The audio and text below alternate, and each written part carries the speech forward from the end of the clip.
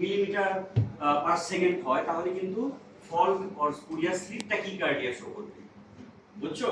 যেটা অনেক সময় থানা হেলথ কমপ্লেক্স বা আমাদের এখানে ভুল করতে পারে, মেডিসিনে ইসিজি করে ওখানে ভুল করতে পারে। ঠিক আছে, এবং যদি 50 মিলিমিটার পার সেকেন্ড হয় তাহলে ব্রেডিকার্ডিয়া। ঠিক আছে, 40 আসলে rate 80। Understand?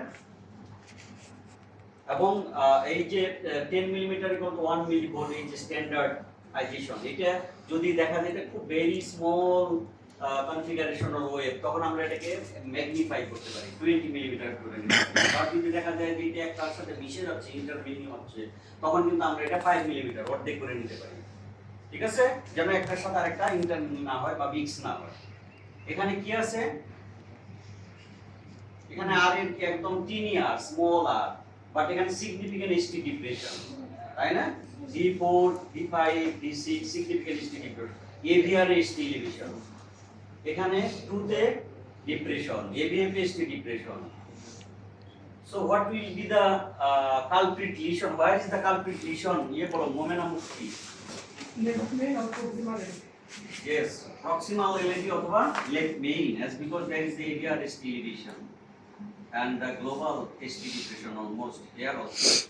When the chest is global ST depression and the AVR ST elevation, it means culprit lesion in left main or proximal LAD, left antero-descending artery. Culprit lesion, that means the patient admitted the acute coronary syndrome and this ECG. So after plaque rupture, understand?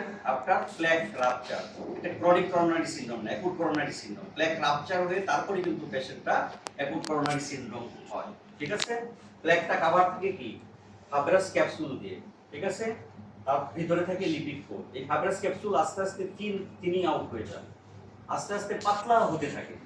এটা chronic inflammatory process, মেটালোপ্রোটিনেস, macrophage, বিভিন্ন জায়গা থেকে যে এনজাইমগুলো আসে সেটা দিয়ে কিন্তু আস্তে আস্তে যে আমাদের প্রোটেক্টিভ লেয়ার ফাইব্রাস ক্যাপসুল সেটা পাতলা হতে হতে হতে কাঠটা কখন যে ফেটে যাবে এটা অলমাইটি গড। বুঝতে পেরেছো? কার রিলেটিভের কখন ফাটবে বা আমারটা তোমারটা কারটা কখন যে কি হবে এটা আল্লাহ তাআলা ছাড়া কেউ বলতে পারবে না। ঠিক আছে, এই সিস্টেম নাই ধরার। তো আমাদের যারা smoking, dyslipidaemia, diabetes, hypertension, risk factor যেগুলো আছে সেগুলোকে আমাদের কন্ট্রোল করতে হবে। Food habit, food.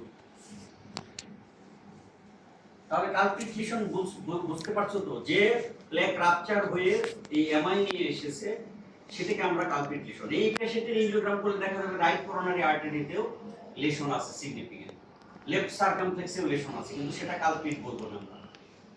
ঠিক আছে, যেটার কারণে পেশেন্টটার যে প্লেক রাপচার কারণে পেশেন্টের এই অ্যাকুট করোনারি সিনড্রোম হয়েছে এই ইভেন্টে, সেই লেশনটাকে আমরা বলবো কালপ্রিট লেশন। সেই কালপ্রিট লেশন লেফট মেইনে যদি থাকে বা প্রক্সিমাল লেফট অ্যান্টেরো-ডিসেন্ডিং আর্টারিতে থাকে তাহলে এই ধরনের ইসিজি দেখতে পাই আমরা। আন্ডারস্ট্যান্ড? এটা কি R interval irregularly irregular, P-wave inconspicuous or there is no almost P-wave. P-wave আছে এখানে? নাই। তাহলে কি এটা? atrial fibrillation with first ventricular rate. atrial fibrillation with first ventricular rate. ঠিক আছে, এটা আমরা এখানে করে 1 2 3 4 5 6 7 8 9 10 11 12 13 14 15 16 17 18 19 20 21 22 23 ইনটু কত? 6 কত হয়? 6 25 ধরো 150 25 ধরো মনে করো 150 around 150. So first ventricular rate, when 100 is more than 100 ventricular rate, then we label as atrial fibrillation with first ventricular rate. When below 100, slow ventricular rate or controlled ventricular rate. ঠিক আছে, atrial fibrillation এর পাঁচটা common cause গুলো তো Iqbal. rheumatic mitral stenosis, ischemic heart disease, hypertension, thyrotoxicosis, non-atrial fibrillation, cardiomyopathy, and heart failure. Thyrotoxicosis পড়ে, you have to mention and some the cardiac cause.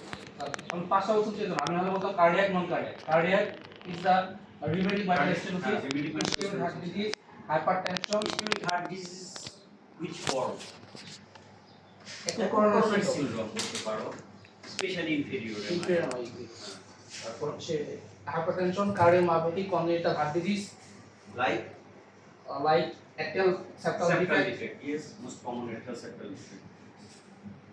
and non-cardiac যদি চিন্তা করি chest infection, pneumonia, alcohol, thyrotoxicosis, আর লাগবে না, ওটা না।